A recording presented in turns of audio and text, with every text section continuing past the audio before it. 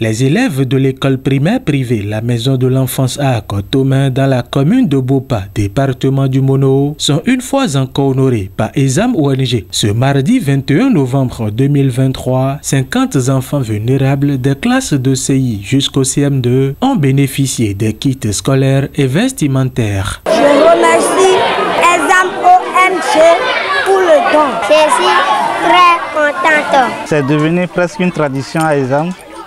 Chaque année, depuis 3 ans, nous sommes aux côtés des enfants de l'école de la Maison de l'Enfance pour les assister dans leurs besoins scolaires et vestimentaires. Cette année, comme les années passées, les 2 années précédentes, nous sommes venus les bras chargés pour donner aux enfants tout ce dont ils ont besoin pour aller à l'école, c'est-à-dire que ce soit le cahier, le bic, les livres, les documents nécessaires pour qu'une année scolaire soit totalement à leur portée.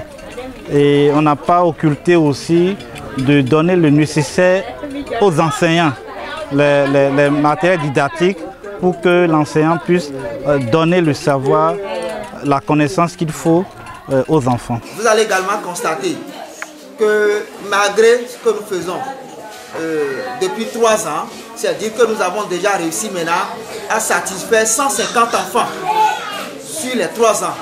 Et malgré tout, vous allez constater dans le lot des enfants qui sont là qu'il y en a qui n'ont pas de chaussures, qu'il y en a qui n'ont pas de tenue kaki. C'est-à-dire que le besoin existe toujours. Mis en œuvre depuis 3 ans, le projet d'appui à la protection et à la scolarisation des enfants vulnérables de la Maison de l'Enfance à Akotomé vient à terme. Et compte tenu des impacts indélébiles sur la population cible, les responsables des âmes ONG lancent cet appel. L'éducation des enfants en général, ça fait partie des droits de l'enfant.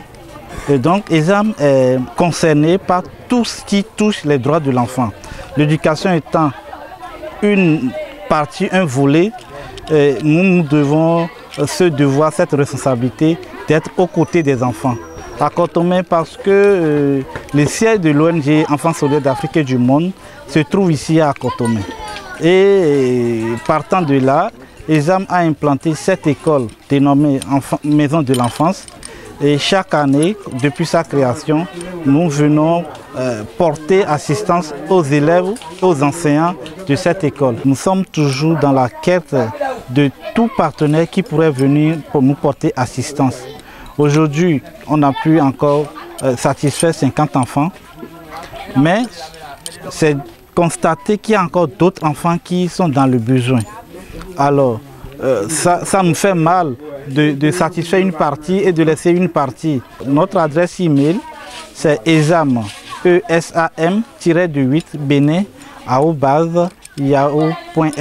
Pour nous appeler au téléphone, c'est le +229 96 19 08 29. En dépit des nombreux efforts fournis par les responsables de l'ONG ESAM, le besoin est encore là. Plusieurs enfants attendent avec une impatience non dissimulée leurs chaussures et leur tenue kaki. Que ce soit la 3e édition, la mairie ne peut que vous en remercier.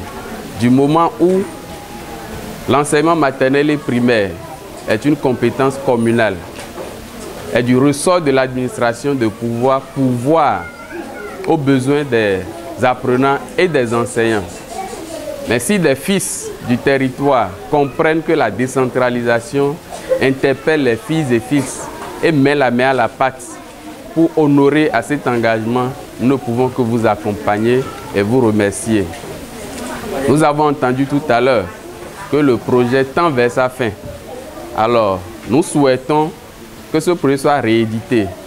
Et si ESAM doit rencontrer des difficultés dans la procédure, alors la mairie tend sa main grandement ouverte pour vous accompagner, de sorte que le projet revoie le jour pour le bonheur des enfants d'Akotomé. Nous invitons nos autorités, surtout la mairie de Bopa, à nous aider, nos partenaires techniques et financiers, à nous aider pour la poursuite de ce projet pour le bonheur de nos enfants. Akotomin est l'un des villages reculés de Bopa. Le droit à l'éducation des enfants fait partie des activités prioritaires de l'ONG ESAM. Rappelons que le projet d'appui à la protection et à la scolarisation des enfants vulnérables de la Maison de l'enfance à Akotomin prend également en compte les femmes. L'objectif, c'est de leur permettre d'avoir une autonomie financière pour s'occuper véritablement de la scolarité de leur progéniture.